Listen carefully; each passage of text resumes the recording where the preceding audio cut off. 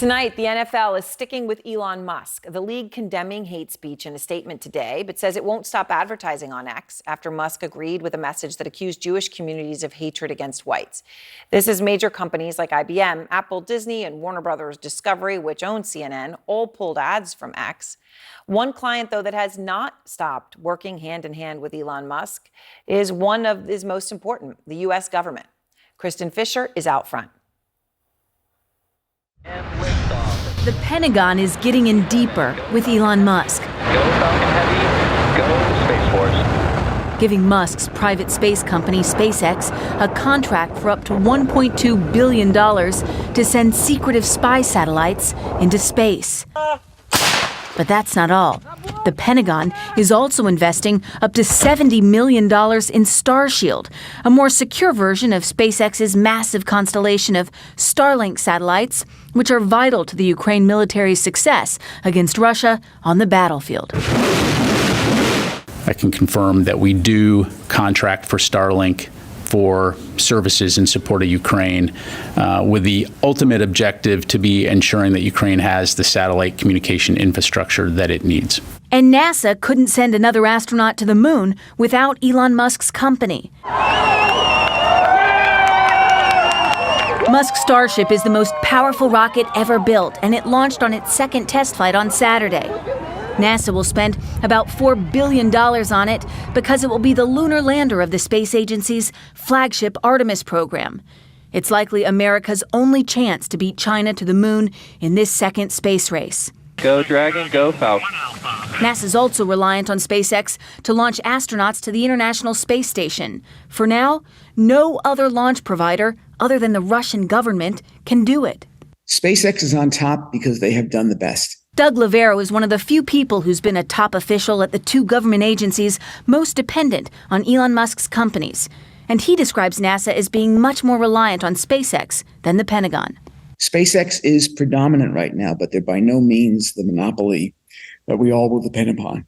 While the U.S. does have other partners, SpaceX has been dependable in a dangerous business, which could explain why they continue to work with Musk, who the White House has condemned for spreading anti-Semitic messages.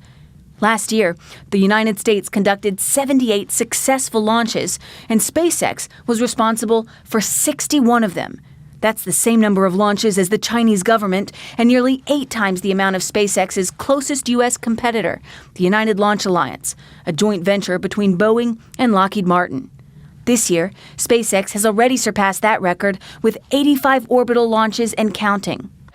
For now, and for the near future, the U.S. government's access to space is overwhelmingly tied to SpaceX. And a White House spokesman said Monday that he's, quote, not aware of any efforts to change that. There's innovation out there in the private sector that we'd be foolish to walk away from. I'm not aware of any specific efforts to address our concerns over his rhetoric, but that doesn't mean that we accept or agree with or condone in any way that anti-Semitic rhetoric that he pushed.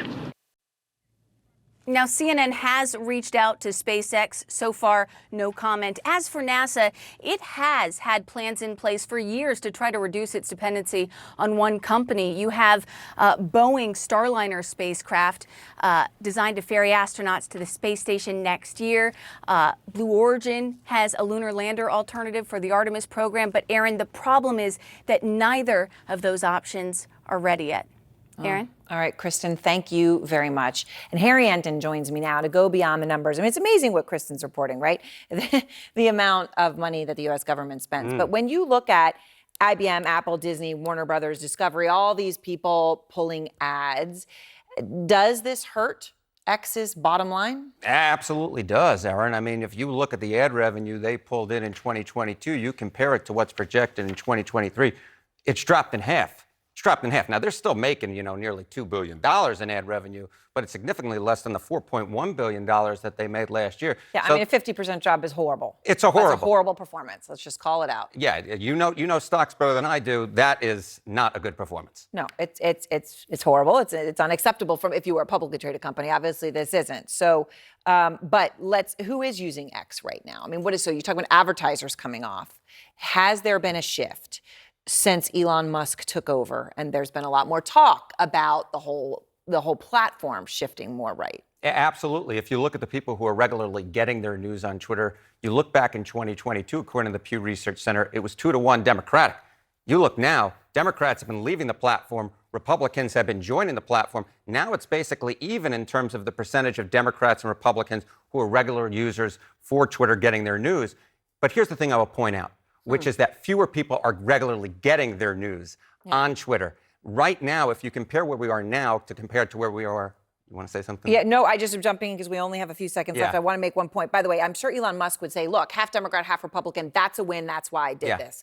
Has it hurt his bottom line? No, it hasn't hurt his bottom line because that's not where he makes most of his money is in X or Twitter. He makes most of his money, for instance, in Tesla, right? So what we see is that his bottom line, the amount of money that he has, his net worth is more than $200 billion. That is up from $170 billion last year. So he'll look at this and say, I'm richer, half Democrat, half Republican, and he sees it possibly as a win. All right. Thank you very much, Harry. Thank you.